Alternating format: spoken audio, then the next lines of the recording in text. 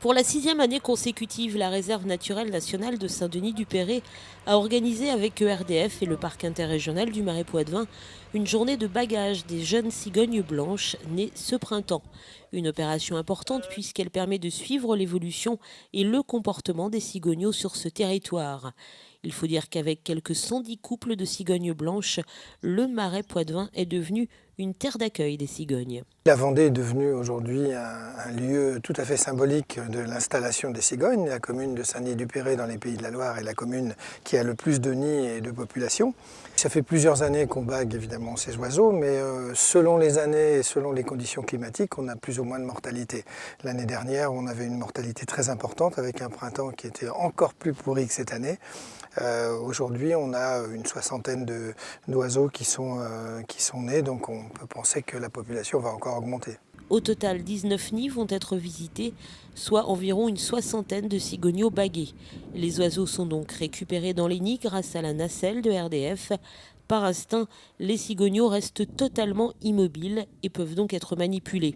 Et avant le bagage, les professionnels peuvent ainsi faire plusieurs observations. Donc quand on les bague, on va leur poser des bagues, mais on va aussi prendre quelques mesures qui vont permettre d'assurer un complément d'étude par rapport à leur poids, à leur longueur d'aile, à leur longueur de bec. C'est des éléments qui nous permettront aussi de mesurer, de déterminer le sexe des oiseaux et qui apportent des informations supplémentaires. La différence de taille s'explique par le fait que la cigogne, dès qu'elle commence à pondre, couve dès le premier œuf. Donc sachant qu'elle pond tous les 2 ou 3 jours, il y a forcément un écartage entre les poussins. Les bagueurs observent donc les plumes des oiseaux, ils pèsent les cigognes et mesurent la longueur des becs. Autant d'éléments qui permettent de tirer quelques conclusions. Donc là, c'est des oiseaux qui ont à peu près entre 5 et 6 semaines. C'est des oiseaux, on l'a remarqué, avec certaines barres de croissance sur les plumes qui ont souffert des mauvaises conditions climatiques. Donc les mauvaises conditions climatiques entraînent un manque de nourriture. Et on a cette année eu des nichés de 5 poussins. Et au fur et à mesure, on s'est retrouvé avec 2 ou 3 poussins, puisqu'il y a une sélection naturelle qui se fait.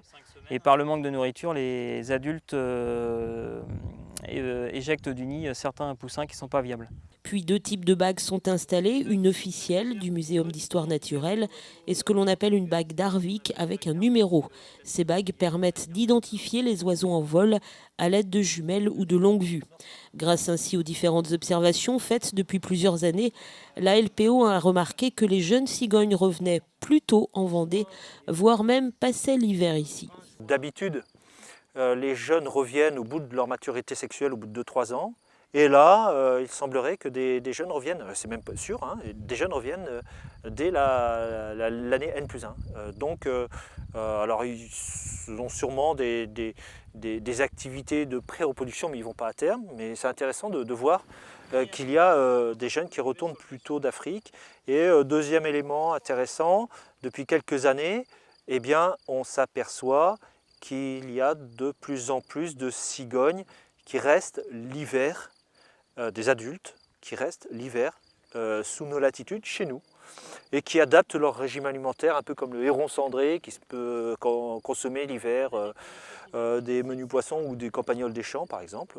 Eh bien là, effectivement, on voit des cigognes adapter ce comportement-là. Elles se plaisent ici à cause des écrevisses, entre autres? Alors par contre, les écrevisses, c'est une très bonne question, parce que l'écrevisse est sûrement la raison pour laquelle il y a cet accroissement de la population de cigognes. Quand on monte sur les plateformes, grâce au service d'ailleurs de RDF avec qui nous collaborons, eh bien, on s'aperçoit de quoi? On s'aperçoit que les nids sont immaculés de rouge, hein, et que les pelotes de réjection des cigognes sont pleines de rouge. Donc la base aujourd'hui du régime alimentaire de la cigogne, c'est l'écrevisse de Louisiane.